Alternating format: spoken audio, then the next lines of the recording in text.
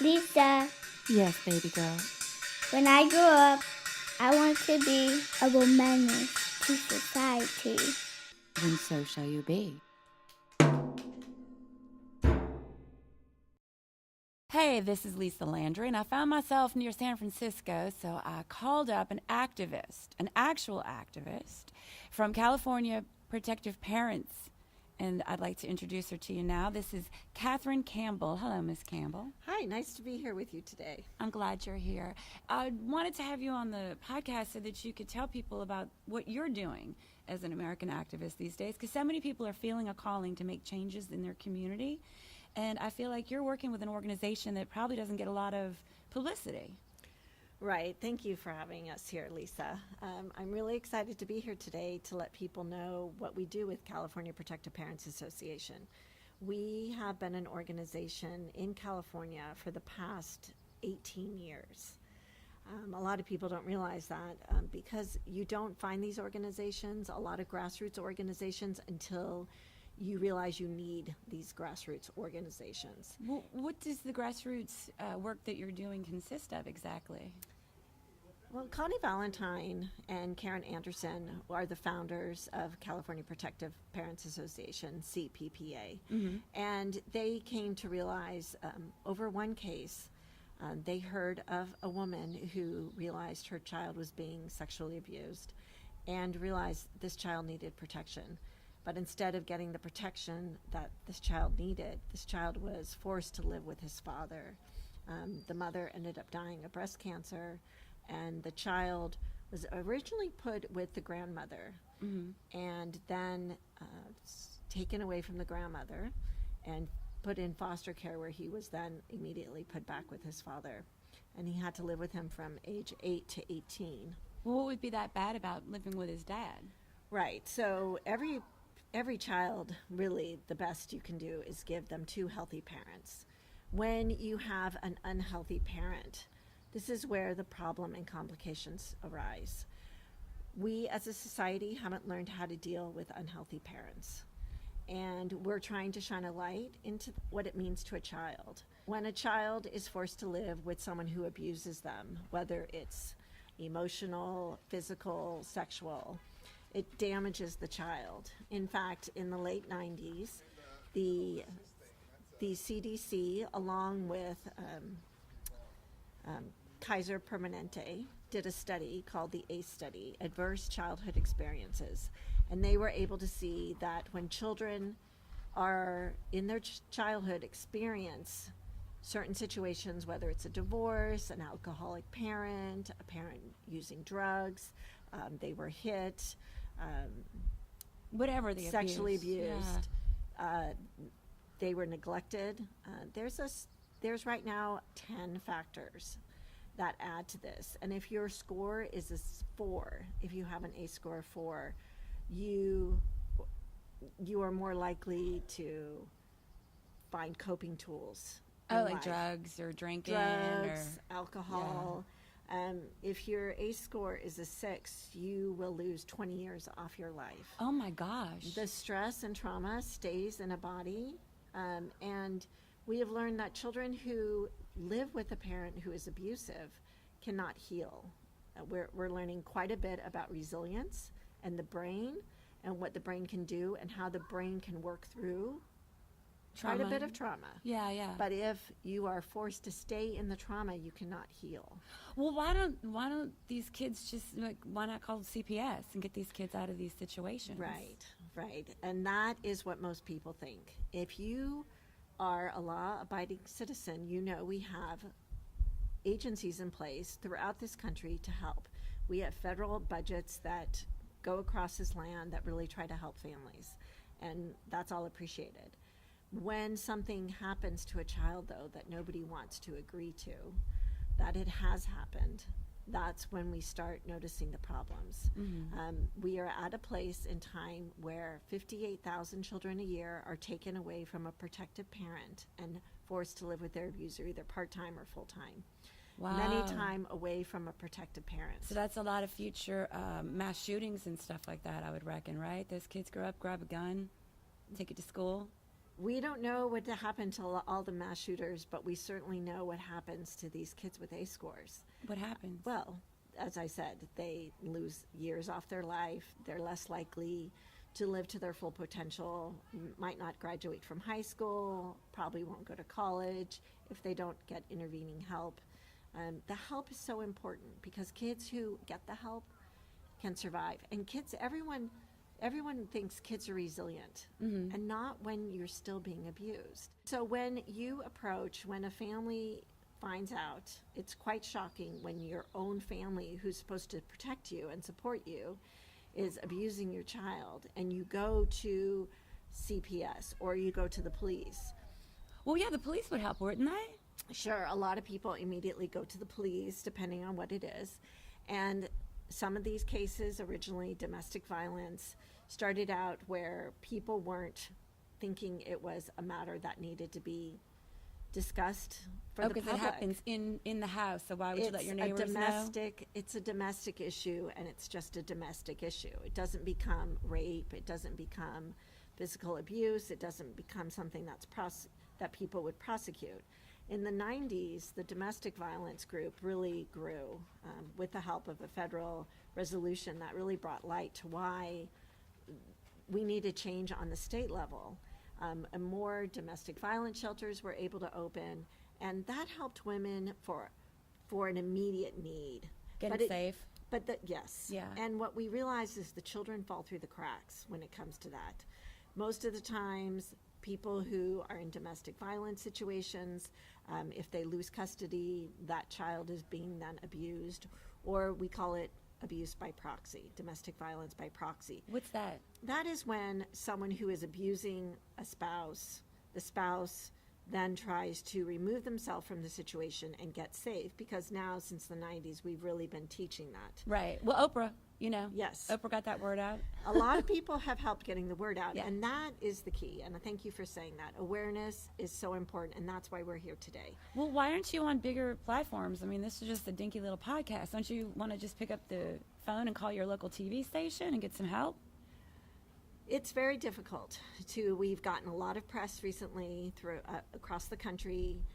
It's a very difficult situation to handle. You can see with the Catholic Church how long that took. Oh, it's still going on. The Pope is coming out defending pedophiles.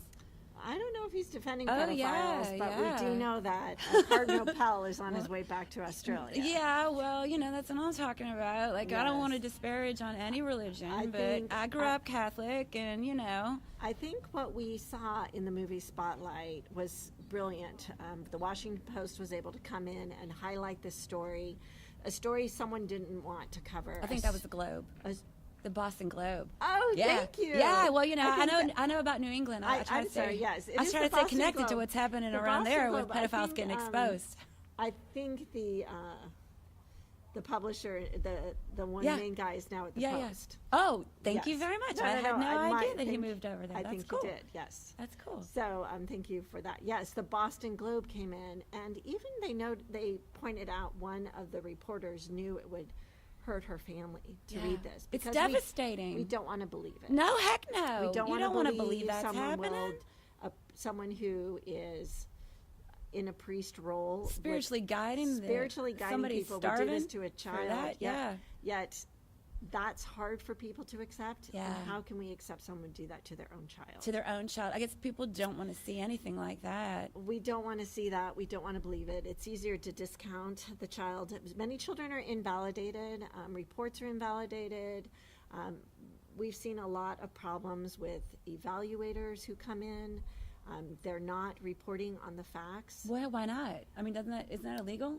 Well, it's a $50 billion industry, divorce. So usually what happens is you find out your spouse is abusing your child, you file for divorce. That must be horrible. So once you file for divorce, this enters the family court system, which has become I used to call it a cottage industry, but $50 billion is not anywhere near a cottage. No, that's a prime real estate. Yeah, that's like California economy. And unfortunately, you have evaluators out there who will dismiss it. You also have, usually the males for the most part are the abusers, even though there are some women. But in all of our years, out of thousands and thousands of cases. We've had about 5 males who have come to our organization for help. Yeah. So we certainly know it Yeah, there's happens. dads out there suffering, no doubt. There no are doubt. dads suffering, and what we're about is protecting children. Right. This is about parents helping children regardless of your race, your age, Your gender. Party affiliation. It does not matter. We Right. want to take care of kids, That's and we need important. kids to be heard. So we've been able to help change the laws in California that we can now have children at 14 go to court and talk about what's happening to them. Well, and some of the argument was, this is too traumatic for them. And we had a survivor come and speak to the legislators and say, it's actually more traumatic to live with my sexual abuser. Wow. Well, why do they have to change that law, though? Like, wouldn't that just be standard? The kid can come in and be like, Daddy's still touching me. Can I go live with my mama? No, they weren't allowing that to happen, and thank you for bringing that up. A lot of times what they say is the child has been coached. And Richard Gardner is someone who decided to say that children, first off, someone who believes in pedophilia, Yeah. came out and said that when people are reporting sexual abuse of their children by their spouse, that these people are really just making their child believe this, and they're alienating their child. Why would that guy say that? Richard Gardner, is that his name? Yes. I'm not sure why he said it, but it made sense to a lot of people for a while, and yet people are still using it even though it's been debunked. When did it get debunked? It's been debunked for at least, I would say, the past, starting about 10 years ago maybe, and just slowly being not accepted. But it's still accepted. It's not supposed to be used in the state of California, but it's used across this country still. That the kids are making it up, even though that was debunked 10 years ago? The protective parent is alienating the child from the abuser, is what they are saying. Oh, it's like the women are crazy and making it up? Yes, Kinda? crazy. Ah! She's delusional. She's It comes in a delusional. lot of different types of packages. Are you kidding me? Yes. So Still? it's still happening. Because, women are just crazy, right? Yes. We're vindictive? Is This that what's happening? So women's rights, there's a lot of times that have overlapped. Women's rights issues, domestic violence. Children have been kind of left in the fray from all of this. And we're trying to pick up the pieces to realize that this is a whole group that we cannot ignore. The children are our future. Yeah. And we need to lower these A scores. Rest in peace, Whitney Houston. We need to lower the A scores. I'm sorry. That's okay. We need to lower the A scores. We need to protect our children. And we will eventually have to get to a place where we understand why this happens, why people do this. Usually sexual abuse is a lot about control. It's not sometimes it's sexual. Pornography, child pornography is on the rise. Yeah. It is the fastest growing business. There are more slaves on this planet than ever have been before. I believe that. Sex trafficking, human trafficking is happening everywhere. It's happening here in California, in areas where you would think it is not. It's happening in San Francisco. Yeah. And we need to bring light to our family courts are really profiting. People who come in, these evaluators, these counselors who are invalidating the abuse are profiting from that. That's really sick. That's really sick. How do they get these positions if they would do such a thing? Like, doesn't anybody at the top kind of keep an eye on stuff? Well, we're realizing we're meeting with the Board of Psychology and we're bringing these issues. A lot of times they'll say, oh, well, there wasn't enough evidence to bring a case against this evaluator, a licensed psychologist. And we are realizing that the board right now has had valid complaints made about these psychologists, and they're not being taken. They're not doing nothing about it. It's like the black kid gets shot, but the defender's office gets the cop off kind of situation. We are bringing more light. We are bringing more light to this because we are seeing these problems. It's one thing to say, I wish we could get this guy. I wish we could protect kids from someone who's really not going to do their job. But we're at a place where that is not happening right now. Last year, we were able to ask for an audit for the Commission for Judicial Performance. Yeah. And when judges actually award custody to these abusers. Judges do that? Like the kids saying this is happening? Oh, because everybody's just saying no. Well, a lot of people are saying no, these judges are not being held accountable either. California has a very low figure for judges being removed, being reprimanded. They all kind of watch each other, right? I mean, Well, pretty we much. have a I mean, commission. that's like doctors and lawyers. They all just like, go report it, but nothing happens kind of situation. I mean, I read about that online, so I know it's true. The first audit of the Commission for Judicial Performance of California has been ordered. Wow. And yes, and the commission is actually suing the auditors. They're saying that they can't divulge the information. It's proprietary. It's confidential. Why don't Yes, y'all just we're call the having- ACLU? So I mean, cause maybe right? some people have called the ACLU. We are doing our part. I'm not sure what the ACLU is doing, so we could contact them and I'm find sorry. out. I didn't mean to jump in on that. I was Yeah. just like, well, that just seems like unconstitutional that you can't get your child's voice heard and that all these people are seems conniving to let your unconstitutional. child be harmed. Right. And we're doing this podcast here in San Francisco on July 3rd. Yeah. And you may be listening to this year, next year. And it comes down to having freedom every day. So We're what's about to celebrate 4th of July yeah. and freedom. And we are about having the right and the freedom to report abuse and know you will keep custody of your child and your child will be protected. Sadly, in California, which is higher than the rest of the country, there is an 85% chance that a parent will lose custody if they report abuse during a divorce proceeding. 85%? And the national average is 60 to 70. So if you right now hear that your child is being abused, you file for divorce, you report it. It may be dismissed. Maybe the child doesn't say enough.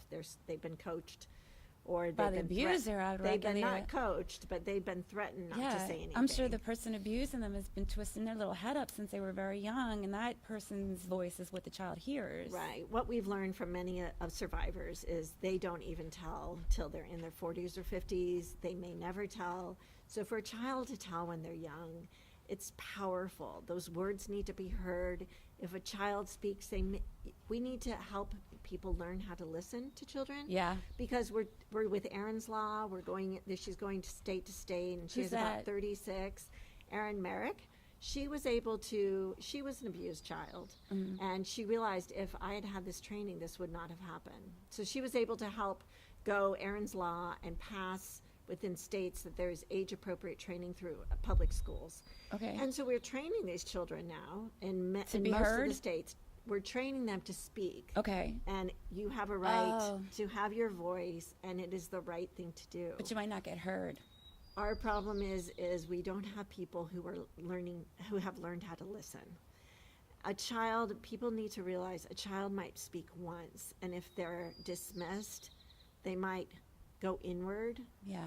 and they may never come out of that. And Yeah. they deserve to come out of there. Yeah. So when we have parents who report, we need the freedom to know we can go and report and protect our children. That's not happening right now for the most part. So why don't you just take the kid and go to another state where you're going to be heard? Right. So when you go through divorce proceedings, there's jurisdiction of where you have to keep your child. You cannot, of course, take your child. Many women have tried. There's a great documentary, No Way Out But One. Oh, that's Garland Waller. Garland her film. Waller's She's- film. I've and talked to her. She's in Boston. She's lovely. She's fantastic. Of course, she came out here and had a showing here, which is wonderful to see that she's highlighting. And she just picked a case. She had thousands that she could have chosen from.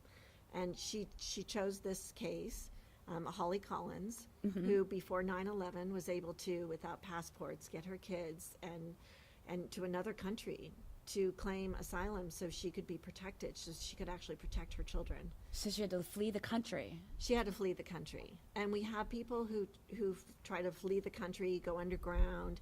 We've had many cases across the country where the children are being found in hiding and the mothers are being put in jail or never seeing these children again. Savage. We also have reunification camps that are happening and prevalent in California. These reunification camps, some are being relabeled as without the word reunification. But what's happening is when a parent does get their children and is able to protect, the abusive parent is upset they don't have their child. And many times they will pay, and they will go to court, and they will pay $8,000 a day, up to $40,000 to have their child go to either a camp or to sit in a hotel room with people who might not even be a licensed psychologist, who Oh my gosh. who tell them that they need to improve their relationship with their parent they refuse to be with, who The one who's molesting the child. molest or abuse. There's reasons why children don't want to be with adults sometimes, and Right. that is because it doesn't feel good to be hit. It doesn't feel good to be screamed at. It doesn't feel Exploited. good to Yeah. be sexually abused as a child. And so what we're seeing is these courts are wanting parents to be with their kids. They want healthier families. The Washington Post, which was the Washington Post, not the Yeah. Boston Globe, just did a piece on these camps last month in May. And these kids who have aged out came out and spoke about what it's been like for them. Wow. And yes, and they were forced onto a plane, forced to come to California to sit, to be threatened about not having contact with the other parent. And as soon as they could, and as soon as they aged out, they stopped seeing that parent. Yeah. And we are doing this to children. We need to stop thinking that an unhealthy person is healthy for a child. That just kind of Unhealthy makes doesn't equal healthy. doesn't that kind of make common sense? I mean, like, I know I have a problem with common sense, myself personally, a lot of times, but it just seems cut and dry. If the child is saying this and the protective parent keeps saying this is happening, that parent would be crazy sauce to keep it Right. up, because it doesn't seem like this is a fun situation. We know of one parent who went in and spoke with an evaluator, and the evaluator said, well, what if it only happened once? And the protective parent said, well, if I had it on video, that the perpetrator, the child molester, would be in jail. Right. And he said, well, he'd be out of jail by now. So the as if evaluators it didn't give a even poop. matter. Most evaluators are being paid by the abuser, and you need to realize these how is evaluations. that happening? How is the evaluator getting paid by the abuser? Well, the courts decide that an evaluation is required because the court might not have time to look at the case. The evaluators But isn't that their job? They're the charge family court. Like, what 10 else are you doing there if that ain't your job? 10 to 40,000 for an evaluation of the family. Oh my And gosh. usually the protective parent is usually the woman who has less money and can't pay. So Oh, I never thought about that. Like, we make less money on the dollar, so that kind of leaves us in the lurch it sure in these does. situations. It sure does. What happens is, are you going to say that the person who just paid you $40,000 should never see their child, that the child should be protected? Yeah, that ain't gonna happen. And of course, they might need another evaluation in another year. We need to relook at this case. So that's how you're making your $50 billion. It And meanwhile, adds the up. kids are just in the middle It of. adds up. Women are spending approximately average $100,000 to protect their children. $100,000, huh? $100,000 average. We know women who have spent a lot more, and they're going bankrupt. You have abusers who will spend as much as possible to protect themselves. Right. They're unable, a lot of these Well- abusers are unable to even understand that the children need protection because they can't empathize. A lot of them are narcissistic, Yeah. sociopaths. I know a lot of dudes like that. and I know a lot of women like that too, And to be our- honest. and we're starting out realizing we just want to take care of the children. We Yeah. want to remove them from abuse. We want them to get to a healthy place. We're not saying you can never have a relationship with your child. But these women who are taken away from their children because they reported abuse are either not allowed to ever see their child, or they are allowed to have supervised visits. What's a Maybe- supervised visit? A What is- supervised visit is someone who is hired by the protective parent to be with their child. Sometimes it depends on where they're working. So you have to pay a babysitter to sit with you and your kid that And you they write down everything had? that happens Wow. during a visit, and they report it to the court. What we're seeing is these were originally designed for people who have abused their children to be able to have a relationship with their child. And we believe in that. We believe that There are some people who can sit in a room and have a supervised visit. Sometimes it needs to be with a psychologist. Sometimes, based on the abuse, maybe that child does not see the parent. Because it's just seeing that parent is a trigger for the child. So it depends. Every situation is different. Sometimes it's fine if they have more time in a supervised visit, but when you get a protective parent having to have a supervised visit, sometimes they can't even afford it. Yeah. So they don't even see their child. Because I would think you have to pay someone, so that's out it of can be pocket, up and to then your $100 legal an fees, hour. and maybe you're the one paying child support on top of it. Maybe. Right. Wow. It ends up that And if then you what don't have custody, you end up paying child support. Yeah, I know people like that. But what if the evaluator is part of this, or not? Excuse me, they're not an evaluator. They're what you call it, supervised visit person. Mm-hmm. Okay, are they part of the system too, or it's like just another person who's going to support the abuser?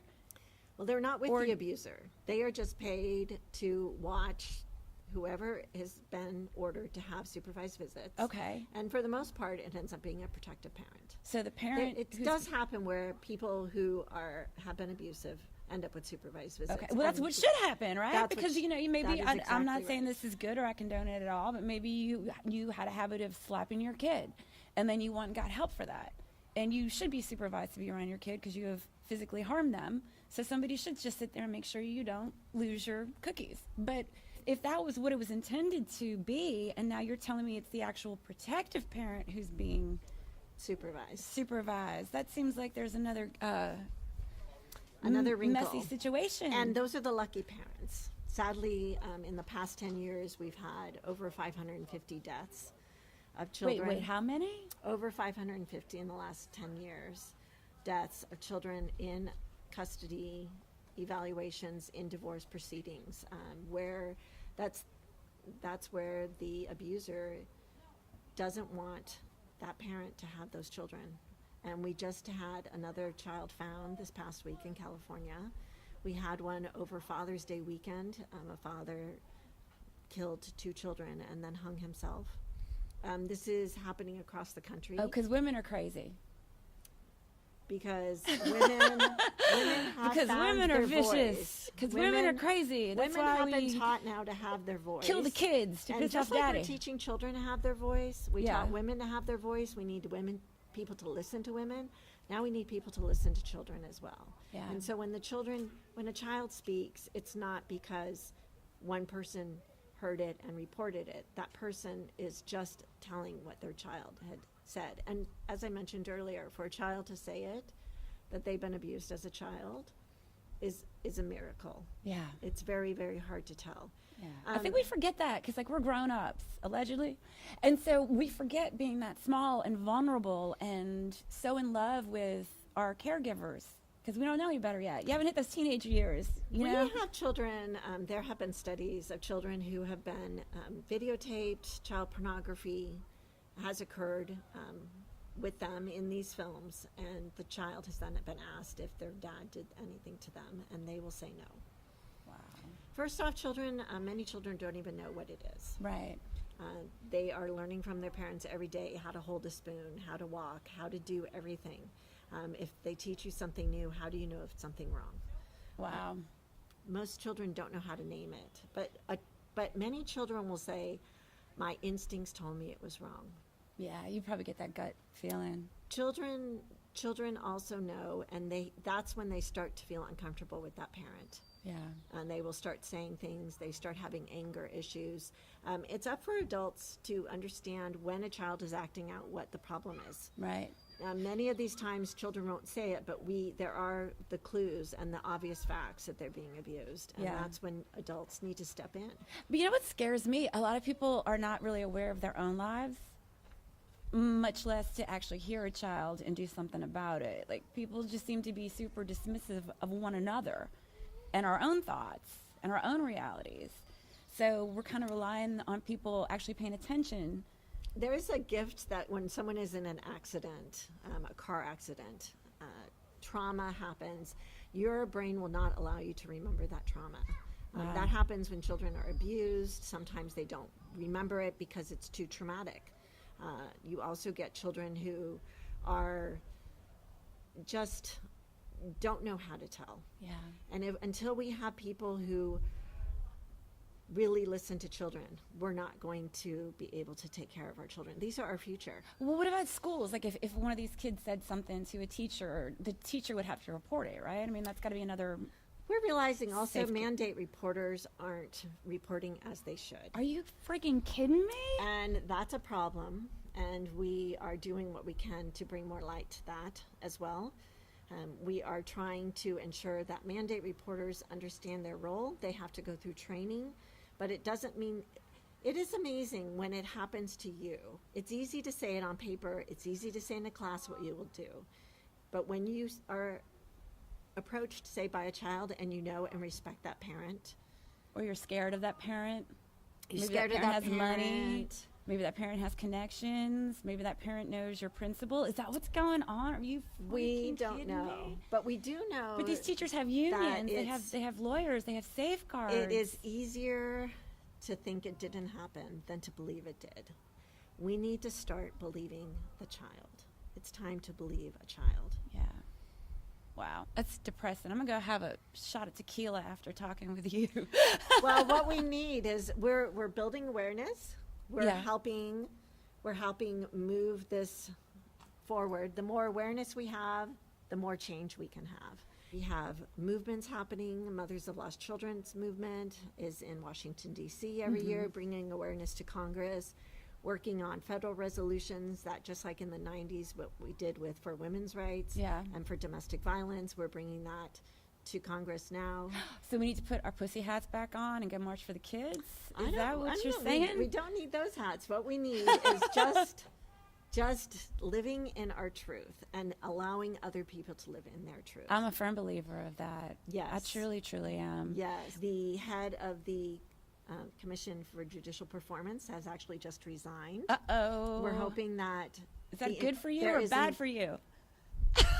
Well, we certainly feel as if efforts that have been made by this movement have forced that hand. You're making waves. We're making waves. We're not going to allow people to continue to do this to children. We are going to keep pointing out where there's Room for problems. improvement. Room for improvement, and we all need to improve. We Yeah. need to improve taking care of kids. We're all learning. We're learning how people can work together as families. We're going to have to learn how to help these people who are hurting others. Right. We don't want people to re-perpetrate.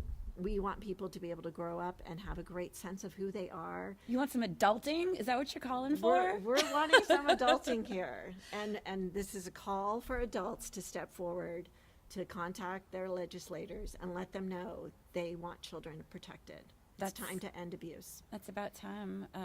I want to thank you. I want to thank you for meeting me here today. Thank you. I want to thank you for being so strong. Well, we appreciate all the strength that comes into this. We know that this is a time where we do not want this to happen to children, and God doesn't want it to happen, and I can't think of any religious leader who wants this to happen to children. Not one who's actually tapped into God, I would reckon. I would reckon. So we are moving forward. We're going to change it for children, and we're going to allow children to use their voice. They're going to be heard. They're going to be protected, and we want everyone to stand with us. Beautiful. Thank you for having us Thank you today. so very much. How can people get involved with your organization directly, Catherine? They can go to our website. Right now it's protectedparents.com, and we're updating our website. So maybe by the time you hear this, it's already updated. But we're going to have a lot of resources on our page. So reach out to us, please. You can sign up for a monthly newsletter. We are doing all that we can. We want to hear from parents who are protecting their children. Call them. Give us a call. We want to hear from you. We care about you, and you matter. I think it's going to take a village with this. I would, talking to you today, I'd like to ask all the grandparents out there in California to get involved too, because a lot of y'all might have a little extra time on your hands to come advocate for these kids that are out there that are suffering and need a voice. Yes. And a lot of millennials too. I know a lot of people are activated right now to make great changes in the community, and this is a bipartisan issue because these are kids. These are the most vulnerable assets we have. Just children. The most least protected of our people here in this country. So thank you very much, and get involved, y'all. Wow. Thanks, Catherine, for letting us know what's happening in California. And thanks, y'all, for listening. Please join me at lisalandry.com and come back for next Womaness Wednesday. Also, my son Ari told me I should shout him out on these podcasts. So, hey, Ari, I hope you're doing your homework. Love you.